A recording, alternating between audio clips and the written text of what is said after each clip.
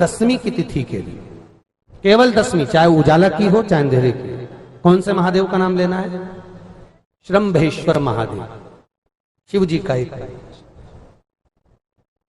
एक और चीज है महाराज,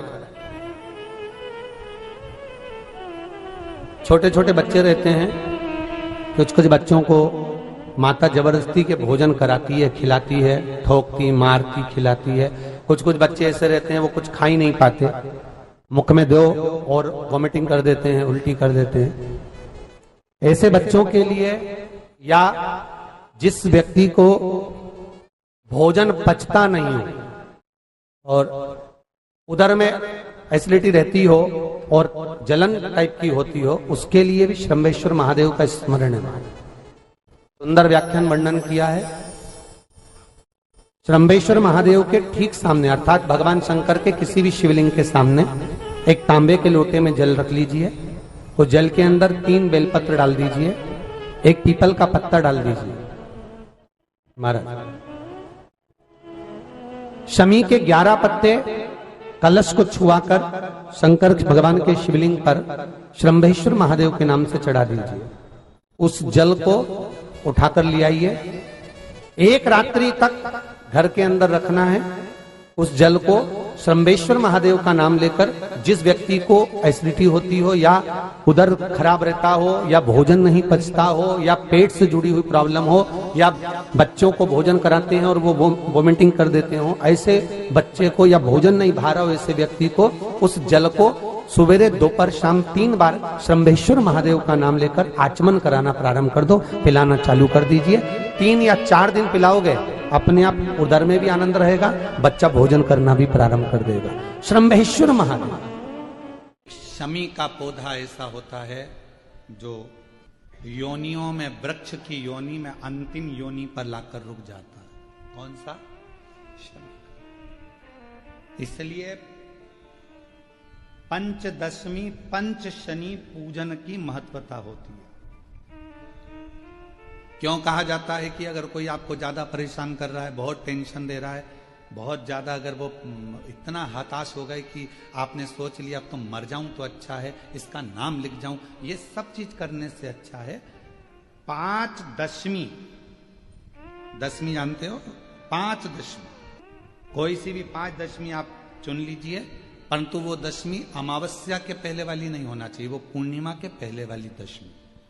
5 कोई सी भी दशमी पर शमी के वृक्ष के नीचे जाइए, घी का दीपक लगाइए, शुद्ध जल तांबे के पात्र में लेकर जाकर अर्पित करिए।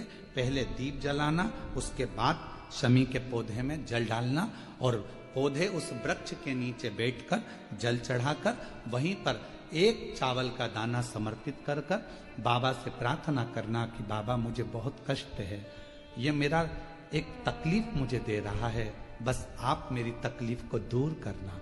शिव की ऐसी कृपा होगी। 5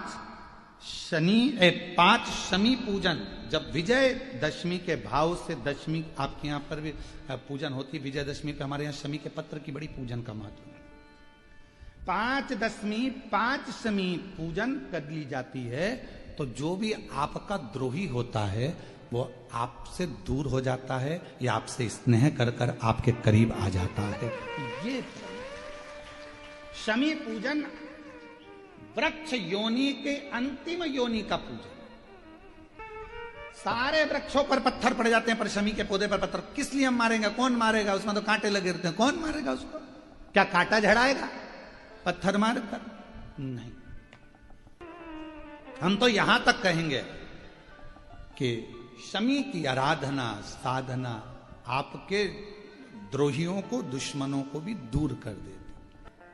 और मेरी जीजियों, मेरे जीजाओं, मेरी बेटियों, बेटाओं, मेरी माताओं, मेरे बुजुर्ग माता पिता स्मरण करें, जब जब यदि आपका हृदय दुखे, मन दुखे, तो एक शमी की पत्ती को शंकर के शिवलिंग पर जरूर चढ़ाएं, सारे दुख अपने आप समाप्त होना प्रारंभ। शमी का तो कोई कहे क्या वृक्षों में, पौधों में, पत्तियों में भी क्या, ये वृक्षों के अंदर भी क्या जीव होता है? क्या इसमें भी प्राण होते हैं?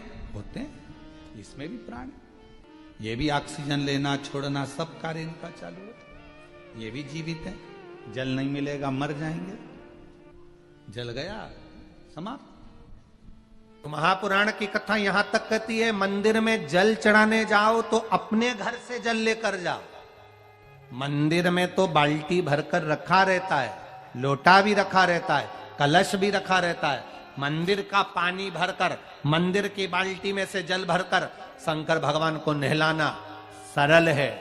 अपने घर से जल लेकर जब जाओगे तो घर का वास्तु दोष, घर का पितृ दोष और घर का काल सर्प दोष तीनों उस लोटे के माध्यम से जाएगा और शिव को समर्पित हो जाएगा। आज फिर निवेदन करूंगा इस नेपाल देश की पावन धरा से, ढोलेश्वर महादेव की कथा में निवेदन करना चाहूंगा। जो बेटा बेटी नौकरी के लिए अप्लाई कर रहे हैं, जो बेटा बेटी चाहे सरकारी नौकरी हो, प्राइवेट नौकरी हो, सर्विस के लिए अप्लाई कर रहे हैं, उन बेटा बेटियों से निवेदन है, दुर्वा शिव जी को समर्पित कर कर केवल दूब जानते हो ना, दुर्वा सब जानते हैं। दुबा जो माला पिनाई थी उसमें बहुत सारी लगी थी, पढ़ी है यहां, बताना जरा।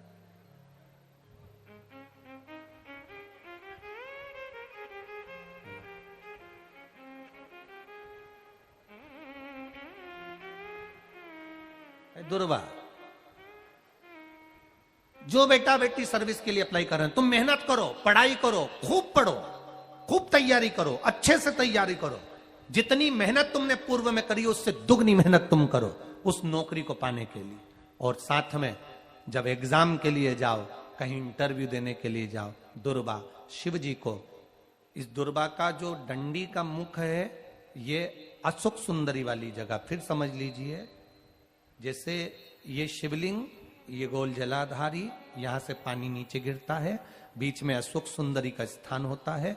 तो ये जो दुर्वा हम चढ़ाएंगे तो इसका डंडी का मुख शिवलिंग के ऊपर चढ़ाएंगे तो ये शिवलिंग पर डंडी की जो भाग है वो अशोक सुंदरी की ओर हो गया और ये भाग इस ओर हो गया।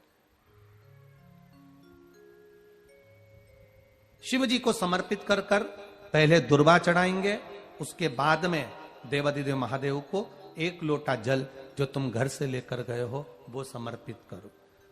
3 महीना लगातार अपनी पढ़ाई की मेहनत करो, अपने इंटरव्यू की मेहनत करो और खूब अच्छा पढ़कर साथ में एक लोटा जल और दुर्वा, शिव जी को भले 10 दुर्वा की जगह केवल 1 दुर्वा चढ़ाओ, चढ़ाकर जल चढ़ाना, 3 महीने तक लगातार बाबा से प्रार्थना करना। विश्वास कहता है अगला पत्र तुम्हारा व्यासपीठ पर होगा, नौकरी मिलेगी, निश्चित है। आप करो मेहनत, कर्म करने में पीछे मत हटना, पढ़ने में पीछे मत हटना, विद्या अध्ययन करने में पीछे मत हटना, अच्छी एजुकेशन पाने में पीछे मत हटना। पहले मेहनत अपनी करो। पूर्व में जो इंटरव्यू दिए हैं उसमें जितनी कमी रह गई, अगली कमी को पूर्ण करने के लिए अच्छी मेहनत करो, खूब पढ़ो, खूब अच्छे से विद्या अध्ययन करो और फिर बाबा पर समर्पित होकर जाओ, बाबा पर विश्वास कर कर जाओ, भरोसा पूरा कर कर जाना।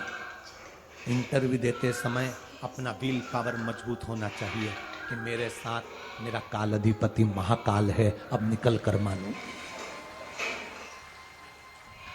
हम दुकान खोलते हैं, कपड़े की दुकान खोल रहे हैं, किराने की दुकान खोल रहे हैं, लोहे की दुकान खोल रहे हैं, भंगार की दुकान खोल रहे हैं, किराना की दुकान खोल रहा है, पान की दुकान खोल रहा है। हम दुकान खोलते हैं पर दुकान खोलने से पहले तुम्हारे 2 मन हो जाते हैं, चलेगी कि नहीं चलेगी, खोल तो लूंगी, चलेगी कि नहीं चलेगी। जिस दिन तुम दुकान खोलो 1 महीने पहले, 2 महीने पहले, 3 महीने पहले बाबा को दुर्वा चढ़ाकर 1 लोटा जल चढ़ाकर नियम बनाकर जाना, 3 महीने बाद मैं दुकान खोल रही हूं, 2 महीने बाद मैं दुकान खोल रही हूं और मेरा विश्वास कहता है दुकान चलेगी। जिस दिन तुमने विचार कर लिया कि दुकान चलेगी कि नहीं चलेगी तो वो नहीं चलेगी। जिस दिन तुमने विचार कर लिया कि दुकान खोल रही हूं, मेहनत करूंगी, दिल से करूंगी, भले मेरे पास ज्यादा माल नहीं है, जितना माल खरीद के लाऊंगी उतना बेच कर बताऊंगी क्योंकि मेरे साथ काल अधिपति महाकाल है, तो वो चलेगी। विश्वास दृढ़ करो, भरोसा पक्का करो। जिस दिन तुम्हारा विश्वास दृढ़ हो गया उस दिन तुम विजय हो गए, उस दिन तुम आनंदता में हो गए। बच्चों का विल पावर कमजोर हो रहा है, दोस्त कह देते हैं सीए की पढ़ाई बहुत कठिन है, इंजीनियरिंग की पढ़ाई बहुत कठिन है, डॉक्टर की पढ़ाई बहुत कठिन है। साथ वाले ऐसे मत ढूंढना जो तुम्हारा विल पावर कमजोर कर दे। ये वाली फैक्ट्री खोलेंगे तो हो सकता है नुकसान हो जाए, इसलिए ये फैक्ट्री खोलने का मन नहीं हो रहा है। फैक्ट्री का सेटअप जम गया, सब कुछ जम गया, और मालूम पड़े, विचार करा कौन चलाएगा, कैसे होगा, कैसे चलेगी, तो वो फैक्ट्री कभी नहीं चलेगी। तुमने सोच लिया कि अपने क्षेत्र में नहीं है, मेहनत करूंगा, 4 चांद लगाऊंगा, कहीं पर भी जाऊंगा, पर जीत कर बताऊंगा, तो वो फैक्ट्री भी भग दौड़ेगी। निश्चितता है आपका विल पावर कमजोर नहीं होना चाहिए। आप सबको फिर निवेदन करेंगे, रोग, बीमारी, तकलीफ, कष्ट, या फिर कहीं रुपया पैसा अटक गया हो, नहीं निकल रहा हो, किसी व्यक्ति से कोई काम करवाना है, वो काम नहीं कर रहा, कोई फाइल आगे नहीं बढ़ रही है, कोई कार्य अटक रहा है, तो एक जल के पात्र में जल भरकर 5 बेलपत्री शिव जी को समर्पित कर कुंदकेश्वर महादेव का नाम लेकर एक सफेद पुष्प बेलपत्री के ऊपर जो शिव जी को चढ़ाई है उस पर समर्पित कर जल जो लेकर गए हो, अपनी उस कामना को कर कि मेरा ये कार्य अटक रहा है, ये कार्य नहीं हो रहा, कुंदकेश्वर महादेव का नाम लेकर धीरे धीरे जल की धार चढ़ाइए। और एक बात हमेशा याद रखना, फिर निवेदन कर रहे हैं, अच्छे से समझ लेना, शंकर जी पर जब जल चढ़ता है, शिव जी का जब अभिषेक होता है, शंकर जी पर जब जल चढ़ाया जाता है, दूध चढ़ाओ, जल चढ़ाओ, कुछ भी चढ़ाओ, पर एक बात का स्मरण अपने जीवन में होना कि इतने ऊपर से मत चढ़ाना कि जल चढ़े और छींटे आपके ऊपर। बहुत ध्यान दीजिएगा।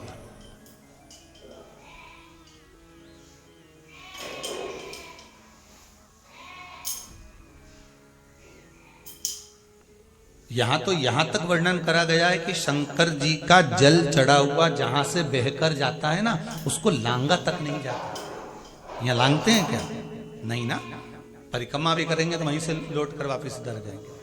शिव जी का जहां से जल बहकर जा रहा हो, चढ़ा हुआ जल जहां से बहकर जा रहा हो, उसको लांगा तक नहीं जाता।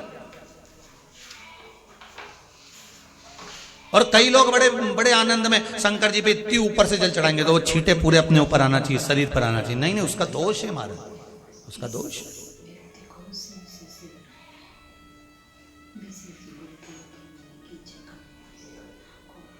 शिव जी को अगर आप जल चढ़ा रहे हो, जैसे आप भगवान को अगर जल चढ़ाओ, दूध चढ़ाओ, तो मान लो अगर जैसे एक सरल भाषा में समझ लो और अच्छे से, कि जैसे ये शिवलिंग है शंकर जी का, ये शिवलिंग है, और आप जल चढ़ा रहे हो तो इतनी ऊपर से छोड़ोगे तो पानी का छींटा तो अपने ऊपर आएगा, पर वही जल, वही दूध, वही सामग्री आप शिवलिंग से थोड़ी सी दूरी बनाकर अगर आप समर्पित करेंगे तो बाबा उसको स्वीकार भी करता है और आनंद की अनुभूति भी हो, कार्य में सिद्धता भी आती, कार्य में उसकी सिद्धता भी। तुम तो ऊपर से छोड़ रहे हो जिससे वो पानी तुम्हारे ऊपर ही आए, तो वो एक अलग, वो एक अलग। बहुत ध्यान देना महाराज, भगवान को कभी भी कोई भी सामग्री, जैसे भगवान के मंदिर में अगर फूल चढ़ाने जा रहे हो, भगवान के मंदिर में अगर पुष्प समर्पित करने जा रहे हो, तो फूल का मुख अपनी ओर नहीं होना चाहिए। फूल का मुख कहां पर होना चाहिए? जम के बोलो जरा, भगवान की ओर।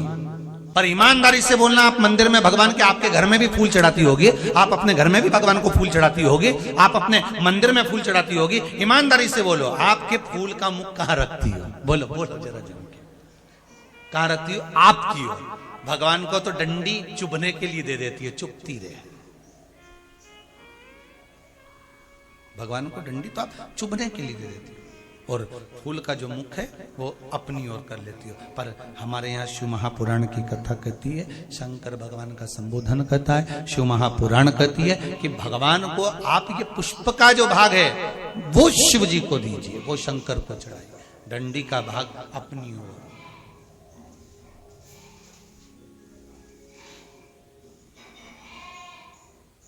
पर हम लोग तो उल्टे चलते हैं ना, आदत तो हमारी उल्टी है, डंडी शंकर जी की ओर, फूल का मुंह हमारी, हमको अच्छा लगना चाहिए, भगवान के सामने ऐसा जमा दोगी है, भगवान के सामने ऐसा जमा दोगे। भगवान भी मन में सोचे वो डंडी गड़ रही है गुलाब की। एक रुद्राक्ष होता है, एक भद्राक्ष होता है। जम के बोलिए क्या क्या होता है? एक रुद्राक्ष होता है, एक भद्राक्ष होता है।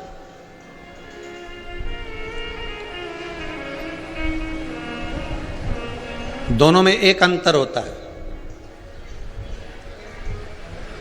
एक अंतर होता है। रुद्राक्ष पूर्ण तरह से गोल होगा, पूर्ण तरह से उसकी आकृति जो होगी वो गोल होगी, और भद्राक्ष की जो आकृति होती है वो पूर्ण तरह से गोल होते होते एक जगह से थोड़ा बैठक आ जाती है उसमें, भद्राक्ष।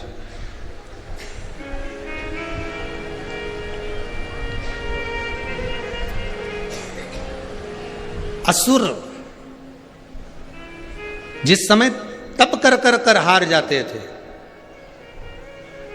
असुर जब साधना करते करते हार जाते थे और भगवान का आशीर्वाद नहीं मिलता था, भगवान का कोई वर प्राप्त नहीं होता था, भगवान से कोई आशीर्वाद मिल नहीं पाता था, जब सब जगह से हार जाते थे, तब असुर शंकर जी द्वारा निर्मित उसी रुद्राक्ष का एक क्रम भद्राक्ष का स्मरण करना प्रारंभ कर देते।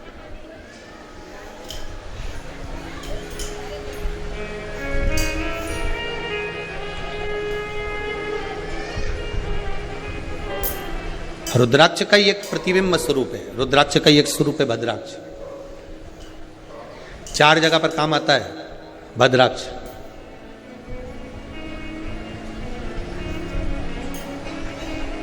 महाराज उधर इस पेट से जुड़ी हुई जो भी परेशानी हो, जितनी परेशानी पेट से जुड़ी हुई, चाहे उदर के अंतर्गत कोई गांठ पड़ गई हो, कोई थैली में गांठ पड़ गई हो, महाराज डॉक्टर बोल रहा है कि इसका ऑपरेशन कराना पड़ेगा, या पेट से जुड़ी जितनी आदिक जितनी भी बीमारियां हो जाती, भद्राक्ष उस जगह पर काम आता है। केवल 3 दिन तक भद्राक्ष का जल, भद्राक्ष जो है पानी में उसको डाल दिया जाता है, भद्राक्ष का जल शंकर पर ना चढ़ाकर केवल अशोक सुंदरी वाली जो जगह होती है, आपको पहले भी वर्णन किया अशोक सुंदरी की जगह का, कि जैसे